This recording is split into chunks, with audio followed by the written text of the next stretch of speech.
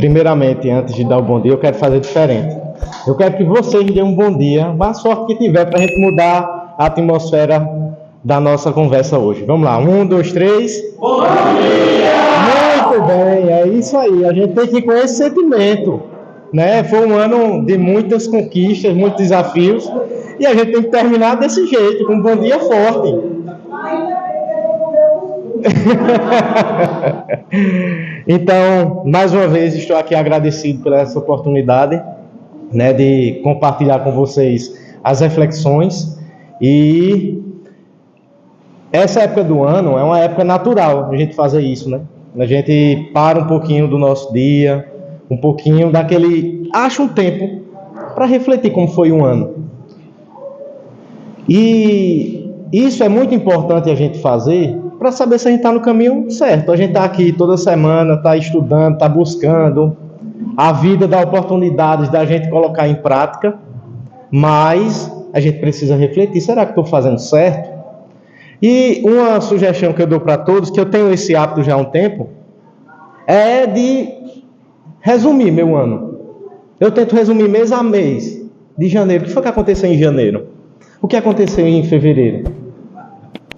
Então, uma forma, Maílton, de você fazer para não esquecer é no mês. Pronto, o que foi que aconteceu em dezembro? Ah, eu fiz isso. Anota só a palavra que resumiu o seu mês. Quando você chegar em dezembro, aí você fala, olha, janeiro foi o mês de cura. Fevereiro foi o mês de superação. Março foi o mês de desafio, que foi até dezembro. Então, isso é uma forma que a gente pode utilizar para quando chegar nessa época, a gente realmente entender como foi um ano. Dizer, rapaz, eu estou falhando nisso. Eu estou só estudando, eu não estou colocando em prática. Então, é esse o início da nossa conversa. É a gente entender que a nossa vida é feita de momentos. E os momentos vai descrever o que eu sou. Então, quando a gente chega em Natal, é natural a gente só associar o Natal ao quê? A lojas cheias, iluminadas, a gente preocupada com a ceia, preocupada com como vai ser aquele momento, com as visitas, com os parentes que estão chegando. Mas eu quero convidar vocês hoje para fazer um pouco diferente, deixar esse sentimento ali na porta. E a gente começar a refletir e deixar todas essas preocupações ali. E agora a gente focar nessas reflexões que vamos iniciar hoje. Imagine que a gente está numa cozinha, que é o melhor lugar para a gente conversar, que a gente alimenta a mente e o corpo. Então, quando a gente está na casa de um amigo, a gente conversa, então a gente está aqui entre amigos para justamente iniciar isso. Vocês já repararam que quando uma criança está entrando na família, quando a família descobre que a esposa está grávida, a partir dali começa a mudar tudo na nossa vida. Muda completamente. Literalmente muda tudo. Por quê? Porque a gente saiu da zona de conforto. A gente estava acostumado a fazer aqueles hábitos. Aí começa a ter o planejamento. Aí tem a gravidez. Tem todo o período de gestação, de preocupação, de insegurança, de saber se vai dar certo. E quando a criança chega, tudo muda. Tudo muda completamente. A casa fica mais silenciosa. A gente fala mais baixo. O coração fica mais emotivo. O Natal é exatamente isso. É para esse momento. É o convite para que o amor de Jesus nasça na nossa rotina. Do jeito que ela é. Então, Jesus foi o maior mestre que a terra já conheceu. E quando a Vani estava falando aqui sobre a gente deixar mais de lado o Jesus na parte dos milagres e analisar a parte humana, tem um seriado chamado The Chosen, que ele é perfeito por conta disso. Ele mostra o Jesus humano. O Jesus que ele fica inquieto quando ele passa as mensagens para os discípulos e eles não entendem. A gente nunca para analisar, né? Pensa que 2 mais 2 é 4, como se os discípulos fossem entender tão simples assim. E tem um trecho, né, nesse seriado que mostra justamente a conversa dele com Maria, dizendo que ele está inquieto com isso. Ele fez: eu acho que não está dando resultado. Eu falo para os discípulos que vai acontecer a crucificação deles, eles não entendem. O que é que eu faço? Aí Maria vai e fala para ele: meu filho, você fala através de parábolas. Quando seu pai foi lhe ensinar a fazer uma coisa, ele não ensinou como é que fazia, pegou na sua mão?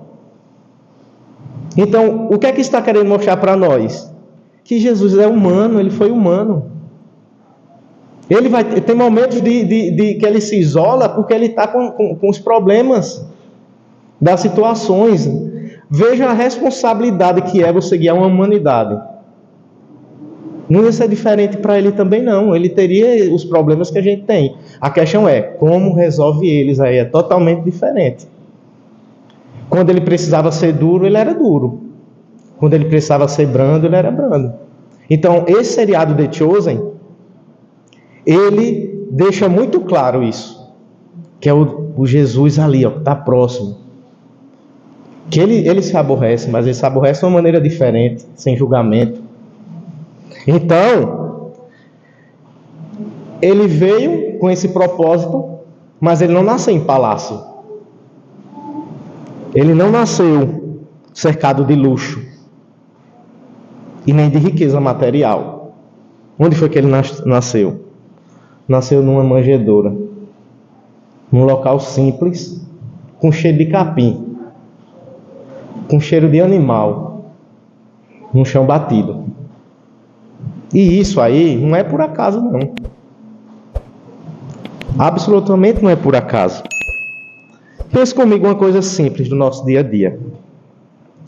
Às vezes, quando chega uma visita na casa da gente, que a casa está bagunçada, a gente faz o quê? Peraí, fica aí na porta, eu já chego. É rapidinho. Não entra agora não, que a casa está desarrumada. Mas, quando é um nosso amigo, alguém que a gente tem intimidade, a gente vai, entra aí. Olha, Não repara a bagunça, não. A gente senta, bate aquele papo bom, olhando no olho. Aquela casa pode até estar simples, mas está cheia de verdade. Ela não vai esconder quem eu sou. Que muitas vezes a gente faz uma sabotagem com nós mesmos. Eu vou receber Maílton lá na minha casa, eu vou arrumar a casa para ele pensar que eu sou assim. Se ele chegar de surpresa, eu vou dizer: fica aí na porta, que eu já estou chegando. Então a gente faz muito isso. E a manjedoura é justamente isso. É como a nossa vida, que nem sempre está organizada. Que nem sempre está do jeito que a gente queria que ela tivesse. É ali onde a vida acontece. É justamente ali. Não tem cortinas para esconder. Não é jogar a poeira para debaixo do tapete. E Jesus, ele nasceu ali justamente para nos ensinar uma coisa muito importante, que ele não exige perfeição na nossa vida. Ele não exige perfeição. Ele não espera a casa arrumada. Ele não espera o coração limpo. Ele não espera a vida resolvida. O que é que ele entra do jeito que a gente está hoje. Então, quando a gente está planejando algum negócio, alguma fonte de renda, muitas vezes a gente vai fazer essa época do ano é uma época que a gente faz muito isso, as metas. Vou discriminar as minhas metas, mas nem a meta a gente sabe fazer. Porque meta, ela precisa ter clareza nas metas. Se eu quero trocar de carro, muitas vezes eu quero trocar de carro. Primeiro, que carro? Um Fusca ou uma BMW? Que cor? A gente tem que ser específico nas nossas metas. Então, até pelas nossas metas, a gente já não aprende a fazer. Por isso que a gente não consegue chegar ao resultado. É igual como a Vani falou, uma obra pública. Uma meta, ela tem que ter uma validade. Eu tenho que ter um prazo. Feito ela falou, até maio e junho, a gente tem que estar usando o lar. Isso é uma meta clara. Quando a gente olha a obra pública, tem lá 180 dias. Se você for daqui a 180 dias, vai ficar faltando 180 dias. Porque não é claro a nossa meta. Então a gente tem que ter essa clareza. Saber, eu não quero fazer isso desse jeito, desse modo. A meta é isso. Depois a gente vai atrás para ver o que eu preciso fazer. Se a Vani e todos ficarem esperando as doações chegarem, não vão chegar. Tem que agir, tem que executar. E para ter essa execução, precisa arregaçar as mangas. Nada cai do céu, a não ser a chuva. Então, quando Jesus vem, ele vem nessa hora, hoje, com a conta para pagar, com a dor no corpo todo, com problemas na família, com aqueles erros que a gente carrega há anos. Então, se Jesus batesse na porta da casa da gente agora, o que a gente diria? A gente diria, fica aí um pouquinho, que eu vou arrumar a casa e já venho. Para a gente dizer, entre, mestre, seja bem-vindo.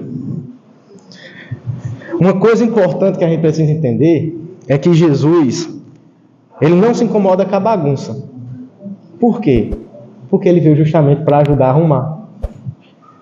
Então, quando a gente passa por esse processo de entendimento, que o melhor momento é agora, o melhor momento para eu mudar a minha vida é agora, não é em 2026, começa a analisar o nosso comportamento e a gente precisa renascer. E o que seria renascer? Renascer não é mudar da água para o vinho. Não é eu me identificar, por exemplo, da doutrina espírita e sair daqui querendo ser o santo. Não. Esse renascimento é dia após dia, são coisas pequenas. Se a gente querer mudar da água para o vinho, vai ter ensinamentos que vai ficar sem aprendizado. A gente vai pular etapas. Se você chegar com uma criança querer ensinar ela não sabe nem ler e escrever e querer interpretar um texto, ela não vai saber nem uma coisa nem outra. A nossa vida é etapas. Por quê? A gente só erra aprendendo. Não tem como você acertar sem errar. Nas escolas, os professores, eles estimulam os alunos a errarem. Aquelas provas, aqueles desafios nos exercícios é para despertar o raciocínio. Porque se ele não quisesse que a gente errasse, era só fazer as perguntas fáceis. Mas qual o método teria da gente aprender? Quando você chega numa condição que você vai ser passado por um teste e você vai se auto-sabotar, vai pegar uma filinha aqui, eu vou olhar a fila. Aquilo ali eu estou enganando meu professor que não está vendo? Não. Até porque ele vai dizer, quem vai postar a prova quando tu sair da escola é tu, não sou eu não. Quando tu disser que tu sabe fazer isso e chegar o momento de mostrar que tu sabe fazer e tu não souber, quem vai passar vergonha é tu. Então, com o passar do amadurecimento, você vai percebendo que a responsabilidade é exclusivamente sua. O professor está ali para orientar. E ele vai fazer você errar para você entender que de peito está. Como é que eu vou saber multiplicar e dividir se eu souber somar e subtrair? Não tem como. Então, todas essas etapas, ela precisa seguir um processo. Não adianta a gente querer atropelar. Porque vai deixar lições abertas. Recentemente aconteceu uma coisa comigo, que eu estava com um amigo. Aí, foi uma situação que para esse meu amigo, seria de muito estresse. Ele fez, depois que aconteceu a coisa, ele falou, rapaz, tu é calmo, Luiz. Fosse eu, tinha me estressado, tinha feito isso e aquilo. Como é que tu consegue? Eu tento ser racional. Se acontece um problema, a primeira coisa que eu faço é me lamentar. É natural dizer, putz, logo agora, logo isso. Tanto que eu estava com cuidado. Depois eu penso, foi culpa minha ou era inevitável? Se foi inevitável, era inevitável. Se foi culpa minha, então na próxima eu vou ter mais cuidado com isso. Então, a gente tentar ser racional em tudo que acontece na nossa vida, vai a gente ter clareza do que está acontecendo. E isso é a forma que cada um tem sua forma de agir com os problemas. Não que seja errado se estressar. Às vezes é um desabafo, é você soltar, o que não pode aquilo se consumir pro resto do dia. Então, se foi algo que aconteceu que você não estava esperando, então você pode se estressar naquele momento, mas peraí, eu não vou perder meu dia por conta disso. Quantas pessoas não queriam estar no meu lugar agora? Eu achando que isso é um problema. Isso não é nenhum problema. Isso é só um fato que a gente não esperava. Então, quando a gente começa a analisar as coisas nesse sentido, você começa a perceber que todo momento a gente tem que agradecer. Uma amiga minha, ela é bem espiritualizada, ela levou uma queda quando saiu do carro, que ela caiu na poça d'água. Ela caiu agradecendo, dizendo que se conectou com a mãe natureza. Veja por quê, ela pegou no elemento natural de água, na terra. Veja a capacidade que ela estava naquele momento. Para muitos seria só uma queda, para ela foi um contato. O que é que ela fez? O que é que o universo quer dizer isso comigo? Porque ela está apta a captar a mensagem que tiver ao alcance dela. E a gente tem que fazer isso sempre. Se algo aconteceu que a gente não esperava, qual a lição que está por trás disso? Tem alguma coisa. Às vezes, o óbvio precisa ser dito. Quando você está com a equipe, você tem que saber delegar. Você tem que saber pedir para as pessoas fazerem o que vocês estão querendo. Se você não tiver clareza, a coisa vai ficar incompleta. A coisa vai ficar... Quem for fazer a operação não vai saber fazer. Vou dar um exemplo que aconteceu no meu escritório. Eu estava fazendo um projeto de uma quadra de beach tênis e o meu cliente falou assim: eu queria uma estrutura que fosse economicamente barata. Eu disse: vamos colocar toras de eucalipto. A gente coloca ele todo ao redor de eucalipto, bota a estrutura, fica tudo bonitinho. Aí eu fui passar pro rapaz que trabalha comigo. Eu disse: Neto, a cada tantos metros tu coloca um eucalipto. Faz o 3D e depois tu me mostra. Aí, pensando eu que eu tinha delegado da melhor forma. Quando ele apresenta, o que ele fez? Ele botou a planta de eucalipto, com as folhas tudinho. Ele está errado? Não. Ele está certo. Era para ser específico. Ó, coloque a tora de eucalipto tratada. Aí eu disse: ô Neto, quando eu mandei tu fazer, tu não achou estranho não? Ele fez: achei, mas foi você que pediu. Então, muitas vezes na nossa vida, a gente faz isso. A gente não é específico com o que a gente está fazendo. Aí dá errado. Mas eu planejei. Será que eu planejei da maneira certa? Então, é nesse sentido. Na faculdade mesmo, tinha uma disciplina que era desenho à mão livre. O professor era da época antiga. Ele falou: a gente tem computador, mas vamos voltar lá atrás para a gente despertar o talento que você tem ou aprimorar. Quando a gente começou a fazer o desenho, passava lá umas 2 horas olhando, ele parava: bom, todo mundo sai da sala. Todo mundo sai da sala. E a gente ficou sem entender, né? Do nada, ele mandou todo mundo sair da sala. Normalmente o professor quer que o aluno fique na sala, né? Vão beber água, vão comer, vão conversar, daqui a 20 minutos vocês voltam. Aí quando a gente volta, ele fez: não fale nada, olhe para o seu desenho. Quando a gente olha, a gente: meu Deus do céu, o que é isso que eu estou fazendo? O que é que ele está querendo dizer para a gente? Que muitas vezes a gente está tão focado que a gente esquece de olhar os erros que a gente está cometendo. Então a gente precisa desopilar. Se o problema está consumindo, ó, vá pescar, vá fazer qualquer coisa para você esquecer o problema. Esse amigo que eu estava conversando com ele sobre isso, ele disse: mas isso, olha, eu estou com um problema, faz 3 semanas que eu não paro de pensar nessa solução. Eu disse: qual é o problema? Quando ele falou, eu disse: por que tu não faz isso? Aí ele olhou para mim e fez: que curso tu está fazendo? Eu disse: o quê? Não estou entendendo. Eu passei 3 semanas para procurar uma solução, tu em 5 segundos só fizer isso. O que é que tu faz? Ele disse: não, é porque eu não estou no teu problema. Simples. Eu estou analisando você de fora. E você está dentro, você não está saindo para beber água. Você não está saindo para esquecer do problema, então você só vai focar no problema. Como eu estou de fora, não tenho nenhum sentimento, é fácil. Eu digo, só botar o copo para cá. Isso mostra para nós que a dor não é uma régua e cada um tem a sua dor. Para mim, às vezes, para algumas pessoas, ir para o dentista é o maior obstáculo do mundo. Já para outras é cortar a unha. Então, não cabe a nós julgar isso. Cabe o quê? Se eu não tenho medo de cortar a unha, por que eu não chamo um rapaz para eu ficar do lado dele?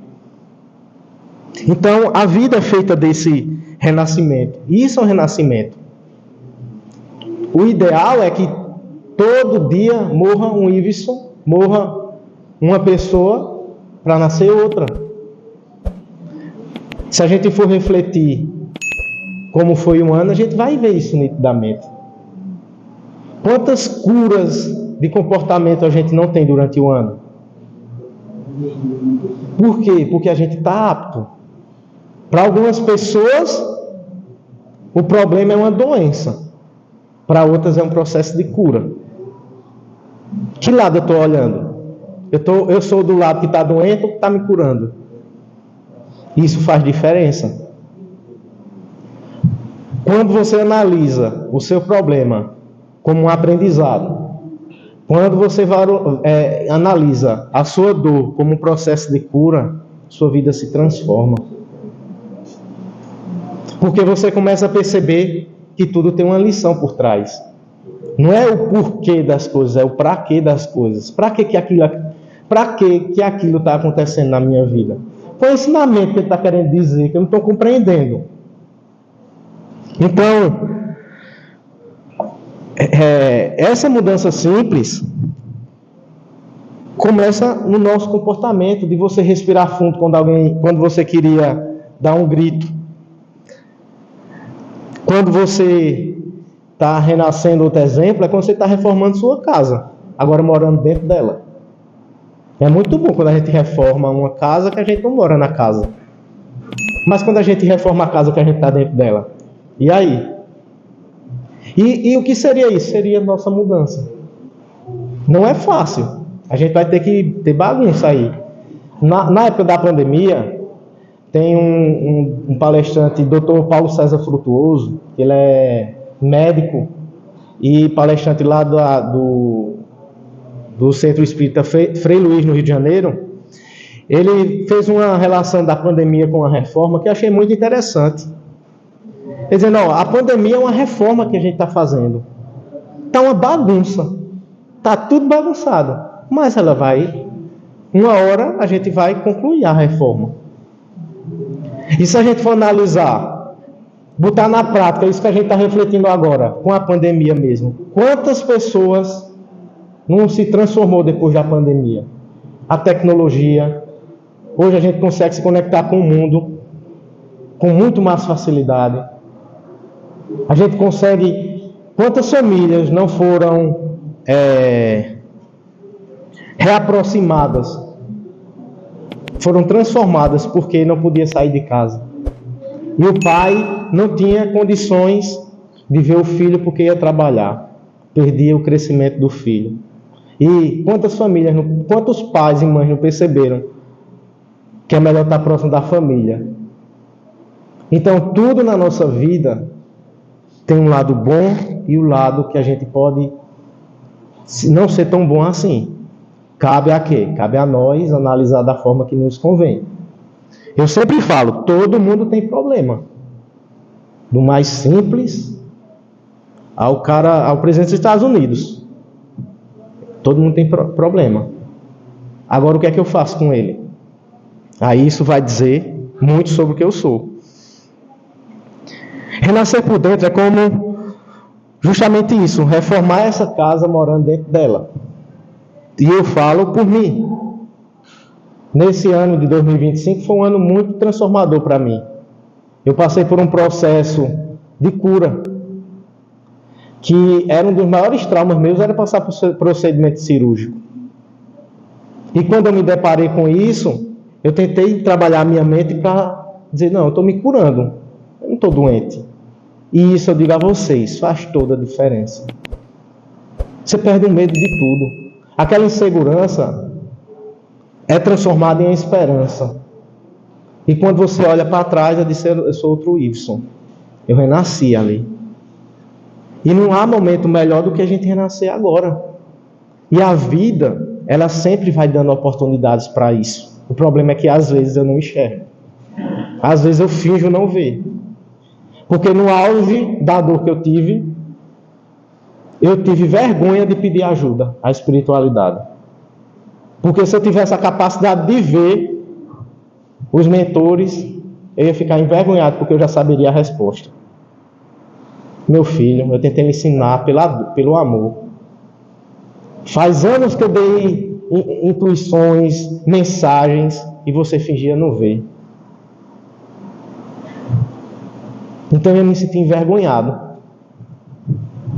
Porque eu sei que o que eles fizeram o possível e imaginável. Só que ele botava a mão na cabeça, meu Deus do céu.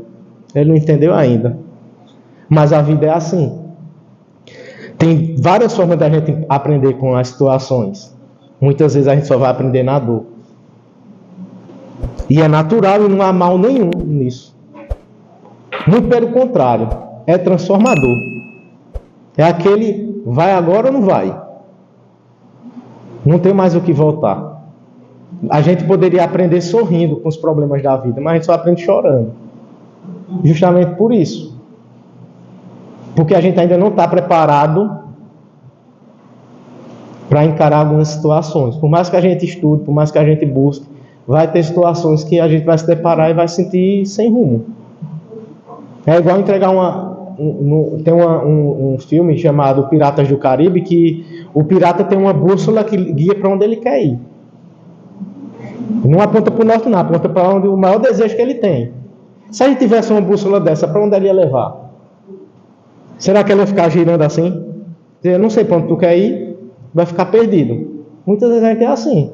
A gente está passando por situações que eu quero resolver, mas não sei por onde eu começo. Então, esse renascimento começa aos poucos.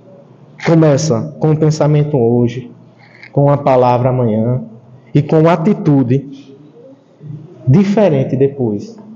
A gente tem que entender esse processo. A transformação não é assim. Primeiro a gente internaliza, depois a gente tenta de novo e tenta de novo, até chegar um momento e dizer assim, não, realmente. E ela é tão sutil que a gente nem percebe. Se a reforma íntima ela acontecer, de fato, você não percebe que mudou. Quem vai perceber que está do seu lado. Porque aquilo virou natural para você. Aquilo virou algo como você beber água. Então, para quem está de fora, vai dizer, rapaz, o que foi que aconteceu? O que é que tem ali no canto da paz? Que as pessoas que chegam lá saem diferente. É justamente por isso. É plantada uma sementinha. E essa sementinha começa a florescer com o tempo. E quando ela vai florescendo, ela vai colhendo frutos também. É um vizinho que a pessoa tinha problema com ele depois de vir para o centro, começar a entender. Ele, peraí, o problema era comigo, não era com ele. Aí ele vê o comportamento e fala, o que é que está acontecendo lá? Deixa aí também. Aí começa uma cadeia. O próprio Emmanuel fala, o espírito do Chico Xavier, o mentor, ele disse, o bem que você faz hoje é ser advogado no futuro. Então é justamente isso. É a gente buscar essa transformação. A gente muda. Quando a gente muda por dentro, o mundo muda um pouquinho por fora. Por isso que a mudança do mundo cabe a nós e não ao outro. Eu tenho que fazer minha parte. Eu fazendo minha parte, tem uma pessoa que está lá do outro lado da rua, está vendo eu ajudar uma pessoa. Eu não estou nem sabendo que ela está me vendo. Aí isso aí ela vai fazer outra pessoa, veja bem que não vai se espalhando. De maneira silenciosa e discreta. E Chico Xavier, ele deixou uma frase muito linda através de Emmanuel. O Natal é um encontro do coração com a luz. Então, não precisa fazer muito. Não precisa fazer megas eventos. O que precisa ser é singelo e sincero. O grupo lá do Centro Espírita Apolo faz a sopa semanalmente e é um trabalho incrível. Ir lá no silêncio, sem holofotes, passando por dificuldades diárias.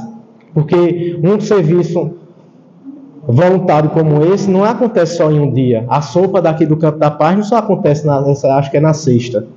Não lembro, é na sexta, né? Sexta. A sopa não acontece na sexta, ela acontece todo dia.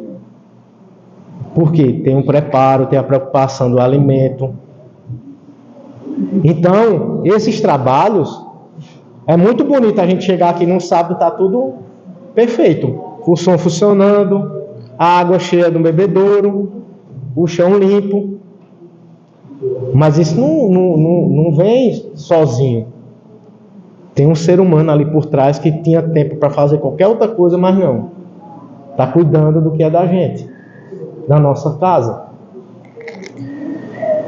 Então, essa mudança também, ela parte de situações que acontecem na nossa vida. É um problema na família, que alguém fala uma palavra e a gente se machuca. A pessoa fala uma coisa que eu não gosto, eu fico aquilo, ó, martelando na minha cabeça, a pessoa seguir a vida. Nem deu conta do que falou. E eu lá fico preso. Fico bloqueado a avançar por conta de uma fala. Isso acontece muito, muito facilmente na nossa vida. Aí a gente pega esse remorso, fica com aquele remorso. E fica remoendo. O que seria perdoar na prática nessa situação? Seria encontrar a pessoa depois de tanto tempo e tratar ela bem. Não jogar de volta o que você recebeu. Não lembrar do erro toda vez que conversa com a pessoa. Você pode até não confiar mais nessa pessoa, mas escolher não ferir é perdoar. O perdão não é esquecimento. O perdão é ressignificar. Precisamos ressignificar. Isso é perdão. O perdão não é um presente que damos aos outros, mas damos a nós mesmos. É a libertação do peso do ressentimento, a escolha de não deixar o passado definir o nosso futuro. Então, quando eu perdoo, não vai mudar meu passado, mas vai mudar meu futuro. Porque eu vou seguir livre, sem aquele ressentimento. E é um dos grandes desafios da nossa encarnação, é o perdão. Na própria série The Chosen, Pedro tem o discípulo, o apóstolo Pedro, ele tem um grande problema com Mateus. É impaciente, enfim. Porque Mateus era recolhedor de impostos. Isso era muito mal visto na sociedade. E Pedro levou para o lado pessoal. E boa parte da passagem do Evangelho é Pedro ignorante com Mateus. Até Jesus perdoa 70 vezes 7. Mas não foi fácil para Pedro. E os Pedros da nossa vida? Como é que está? Não é fácil. De forma alguma. Mas a gente precisa entender isso. Que são etapas. Primeiro, a gente reconhece a dor. É validar os nossos sentimentos sem negar. Então, eu estou me sentindo mal por isso. Porque fulano falou isso comigo. Segundo, já é escolha. Eu vou soltar, decidir e libertar do peso, ou vou ficar com aquilo em mim? É decisão. Terceiro, é reconstruir. É o continuar. Isso aqui me machucou, me deu a lição, vou seguir em frente. E por último, é encontrar a paz com você mesmo. Por quê? É como a gente refletiu aqui no começo. O perdão não é um presente que damos aos outros, damos a nós mesmos. Justamente por isso, é libertação. Então, o perdão ele não muda o que passou, mas ele muda o clima do coração. E quando o coração muda, a paz entra. Jesus acabou de nascer no seu coração quando isso aconteceu. Já que a gente está falando do nascimento dele. Então o nascimento dele é uma simbologia para mostrar para nós que ele precisa nascer no nosso coração. E ele nasce no coração através das atitudes. A gente se preocupa tanto com os boletos para pagar, com os presentes dos filhos, com os amigos, com o trabalho. Mas e o aniversariante do dia? O que é que Jesus gostaria de ganhar? Já que o aniversário é dele, esse Natal que passou, o que é que ele... Aí a gente fica pensando assim, e no próprio Evangelho responde. Ele falou assim: tudo que fizer já o menor dos meus irmãos, é a mim que fazeis. Isso é o presente que ele quer da vida da gente. Ele não vem em caixa. Ele não vem num laço bonito. Ele vem em atitude. Ele vem naquele bom dia sincero, que a gente está para aquele vizinho que é meio ignorante com a gente. É ajudar alguém que está precisando. É ser ouvidos para alguém que está precisando desabafar. A caridade não é só dinheiro, como a Vani falou. A caridade, uma das maiores caridades é a paciência. A paciência com o filho problemático, com o marido complicado. Paciência com o erro do outro, que é muito fácil eu dizer que o erro é do outro, mas eu não estou reconhecendo o meu erro. O que é que eu estou fazendo de diferente? Meu relacionamento está tão complicado, minha esposa é complicada, assim, e eu sou como com ela? Será que eu dou margem para ela melhorar? Ou eu jogo o problema do relacionamento tudo nas costas dela? O meu patrão não me explora demais. Sim, ele está obrigando você a ficar no trabalho? A gente muitas vezes tem que assumir a nossa responsabilidade. E entender que eu sou responsável, eu sou o protagonista da minha vida. Porque a economia está assim, está assada, e eu estou fazendo o que para mudar? Eu estou esperando ganhar na Mega Sena? Se a gente tivesse a força que a gente tem em acreditar que vai ganhar numa Mega Sena para botar isso no dia a dia, o mundo era outro. A gente conseguiria muito mais coisas, porque a gente bota fé em 6 dezenas. E a gente não para pensar o quanto é difícil você conseguir, mas a gente não perde a fé, porque a gente quer o caminho mais fácil. A princípio, porque uma das provações difíceis também é a riqueza. Para a gente se corromper, é assim, porque a gente associa, o dinheiro ele traz uma condição que a gente muitas vezes não para pensar, que é a responsabilidade. Quantas pessoas são tão pobres que só tem dinheiro na conta? Não tem mais nada que isso. Essas pessoas, ela queria ter um amor de um filho, mas não tem.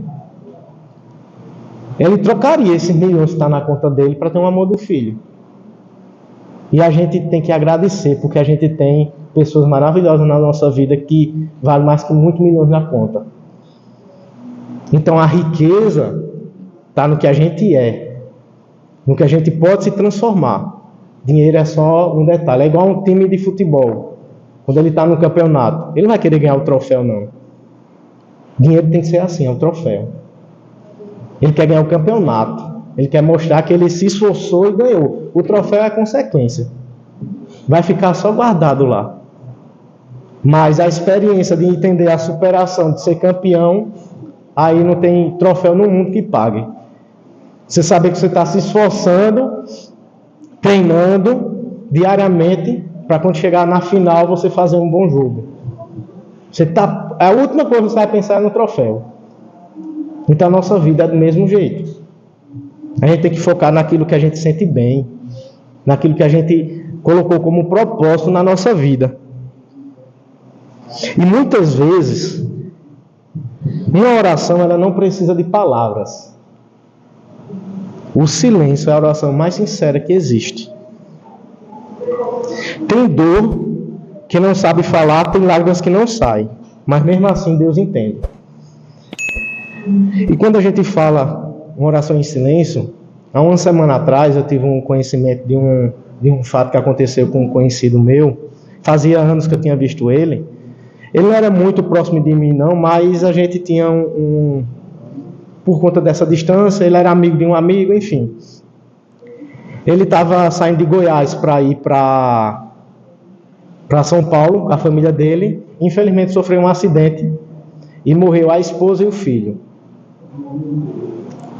E automaticamente eu me coloquei no lugar dele.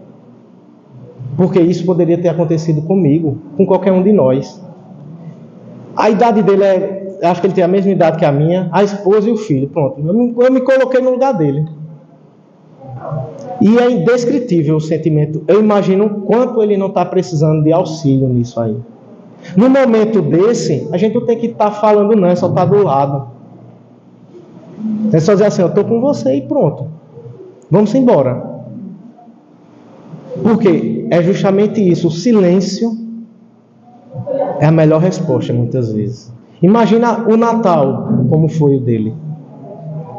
Quantas coisas a gente não passou no Natal que a gente poderia dizer. Eu tenho certeza que o pior das situações que a gente passou, ele queria trocar de lugar. Eu não cheguei a ver pessoalmente, porque ele estava em outro estado, mas eu conversando com esse amigo em comum, ele está superando. A gente foi dar aquela presença, ele retribuiu, sem falar nada, porque ele compreendeu aquilo. E a gente não sabe a nossa reação. Por mais que você busque conhecimento, você vai pensar assim, é melhor morrer. O primeiro pensamento era melhor eu no lugar dele sempre morrer. Mas a gente precisa entender que a cada dia é um aprendizado. E veja, por maior que sejam nossos problemas. Então não é uma régua para a gente comparar, mas é um fato para a gente refletir. Muitas vezes a gente sai de casa e não dá nem um bom dia para quem está morando com a gente. E se eu não voltar mais? Vai ser outra lembrança que a pessoa vai ter. Isso saiu de casa bater na porta. Aí vai ser outra lembrança se eu não conseguir voltar mais. Então a oração, o silêncio é a melhor resposta. No momento desse não é para falar de religião, não, é ficar do lado. Estou com você, vamos embora junto aqui. Então tem situações na nossa vida que é assim.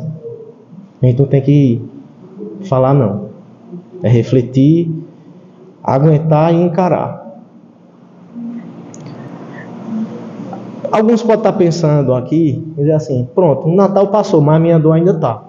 Não saí não. Meus problemas ainda estão longe de resolver. Mas está tudo bem.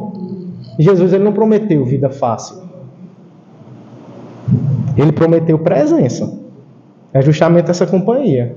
Você está lá na dificuldade, ele está do seu lado. Não sai um minuto, é a gente que sai perto dele. Então, a dor, ele não é um castigo.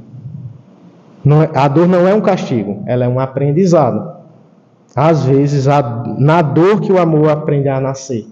E tem uma reflexão que eu fiz no começo do ano, que foi o seguinte: crescer dói, mudar incomoda, evoluir cansa, e sabe o que é mais importante? Está tudo bem. A gente fica acostumado a acreditar que só está dando certo quando a vida está leve, tranquila, serena.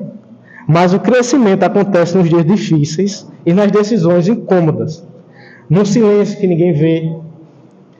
Aí é que a alma se expande. Você não precisa estar sorrindo o tempo todo para estar no caminho certo. Às vezes, o desconforto é um sinal que você está rompendo aquilo que ele limitava. Crescimento é isso, deixar para trás quem você era para você se tornar quem você nasceu para ser.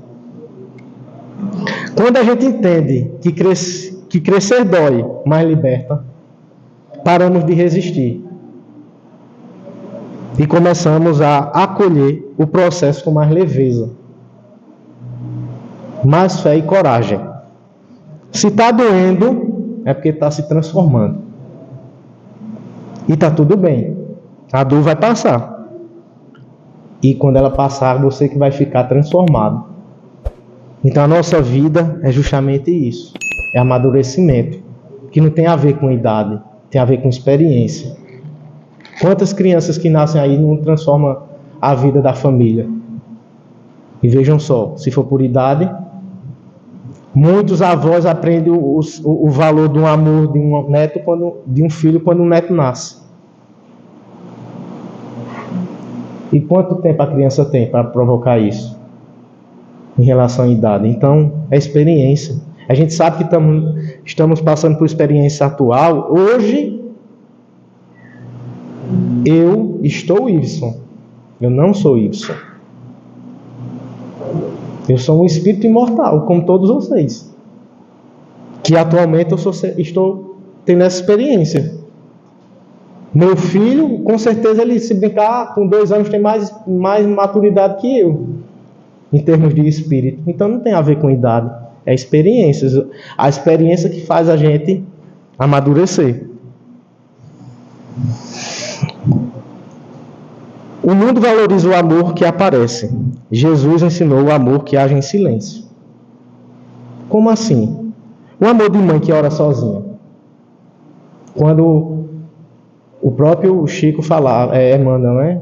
O que apressa sua mãe para um filho arromba as portas do céu. Por quê? Ela está em silêncio lá.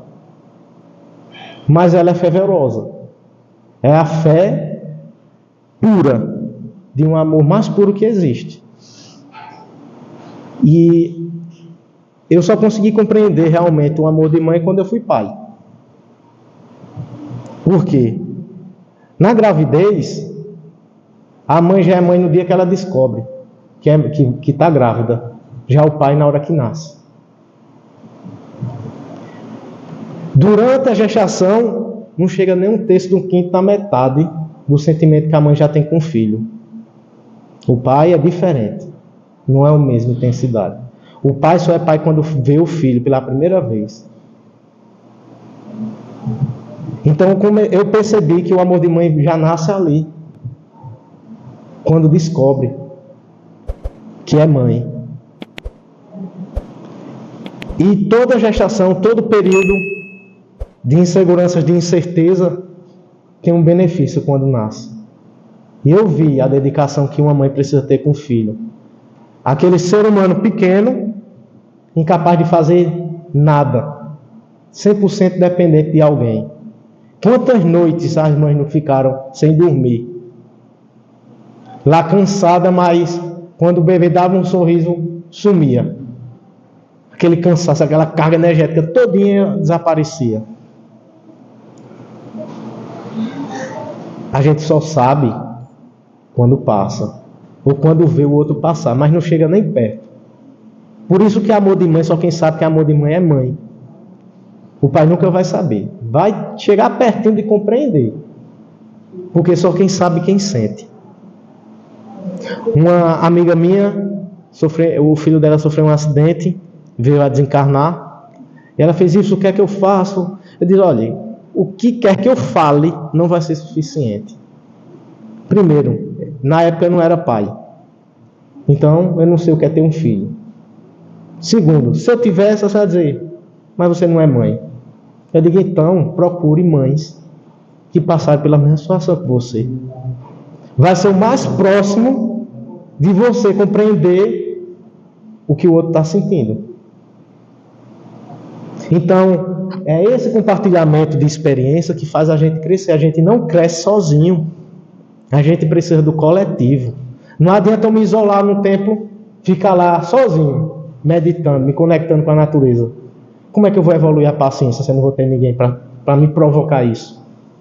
Como é que eu vou desenvolver a empatia se eu não vou ter ninguém para me ajudar? Então a gente só cresce no coletivo. A gente só consegue se transformar com a ajuda das pessoas. Quantos bloqueios... É natural, muitas vezes as pessoas dizem assim, eu não consigo montar meu negócio. Eu não consigo prosperar, não consigo fazer nada. Eu estou cansado do meu trabalho, mas eu não consigo ter um trabalho. A gente começa a refletir, vamos em busca dos seus bloqueios? Vamos ver como está a sua saúde mental? A saúde mental da nossa humanidade hoje está muito delicada. Antigamente, há um tempo atrás, os profissionais da saúde mental era visto só quem vai para a psicanálise, quem é doido, perturbado. Não. É fundamental buscar a saúde mental, seja com psicólogo, psicanalista, psiquiatra. Precisamos melhorar essa nossa mente. Os bloqueios vêm de nossas criações. Como foi a nossa relação com o pai e com a mãe, vai dizer como eu sou hoje. Até 7 anos, o filho olha muito o pai como exemplo. Então, se o pai faz tal atitude, o filho tende a repetir. Então, se o pai não foi tão presente, ou a mãe, ou a relação foi conturbada, você vai carregar isso na sua vida. E como é que se desbloqueia? Sozinho? Não. Com a ajuda de profissionais que estão lá para estudar sobre isso. De fazer você compreender que esse bloqueio de você falar com as pessoas, é porque quando você ia falar, você era repreendido. E tem como destravar. Tem como dar um gatilho. Todos nós temos condições de fazer o que quiser. Agora, para isso, envolve processo não tão interessante, que é o processo de mexer em ferida. Imagina a cicatriz ali que eu só faço botar remédio. Mas eu tenho que mexer na ferida para eu me curar. E nem todos de nós estamos preparados para isso. Aí o que acontece? Eu me bloqueio. Você vê a habilidade de pessoas incríveis, de fazer coisas incríveis, mas ela não consegue tocar sozinha. Por insegurança, por medo. Mas se essa pessoa buscar tratar a saúde mental, ela desbloqueia de uma forma que o céu é o limite. Então, todo o processo da nossa vida é uma busca do autoconhecimento, de saber quem eu sou. Como é que eu sei quem eu sou? Procurando saber. Tem várias formas, tem vários métodos de você descobrir como é seu comportamento. Tem questionários de comportamento, o DISC, que você pode fazer para saber qual é a sua postura diante dos fatos. E isso é importantíssimo, você ter o autoconhecimento. Porque, eu sou desse jeito porque sou. Não, você é desse jeito porque você não buscou compreender quem você é. Às vezes isso é uma sabotagem que a gente faz para justificar nossos atos. Mas na verdade eu não sou assim. E como é que eu vou descobrir? Autoconhecimento. Me entender. E qual é a forma de autoconhecimento? O que a gente faz aqui todo sábado. É refletir minhas ações. Será que eu estou sendo digno do que eu estou falando, estou fazendo?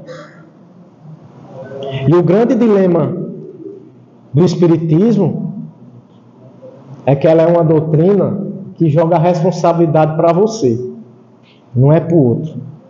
Se minha vida está com problema, eu estou plantando.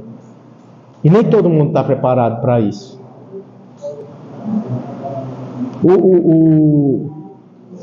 Boa parte das pessoas que buscam isso estão carentes de atenção, estão carentes de várias formas.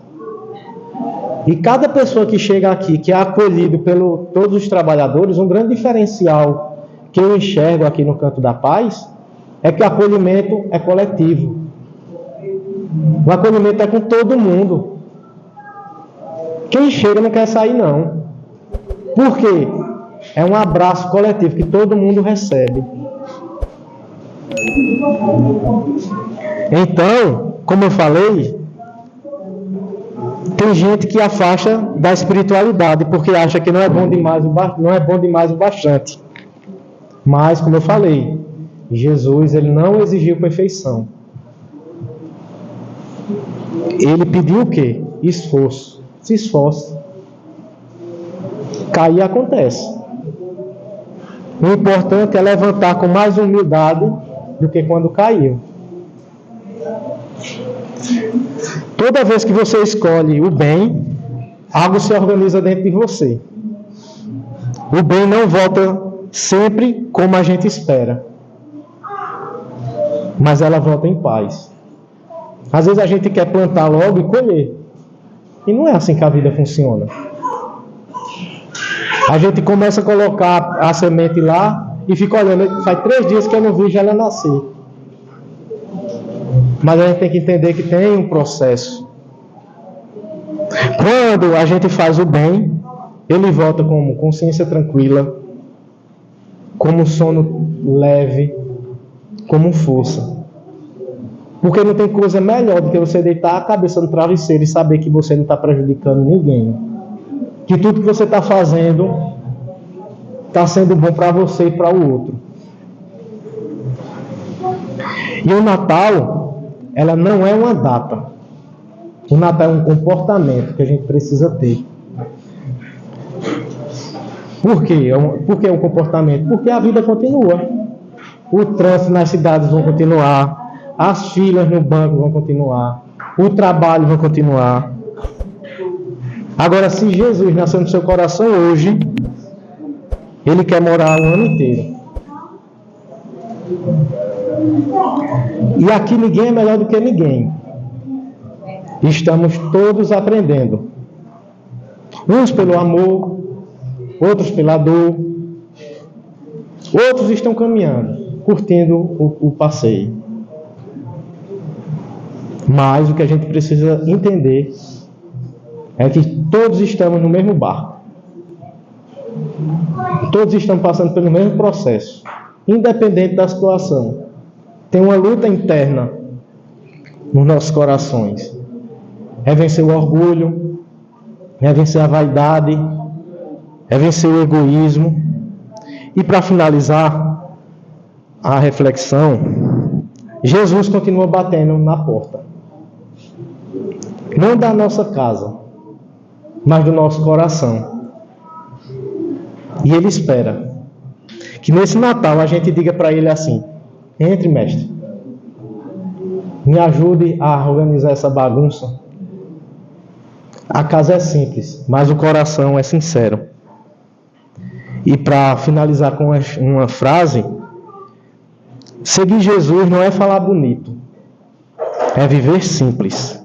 Amar mais e ferir menos.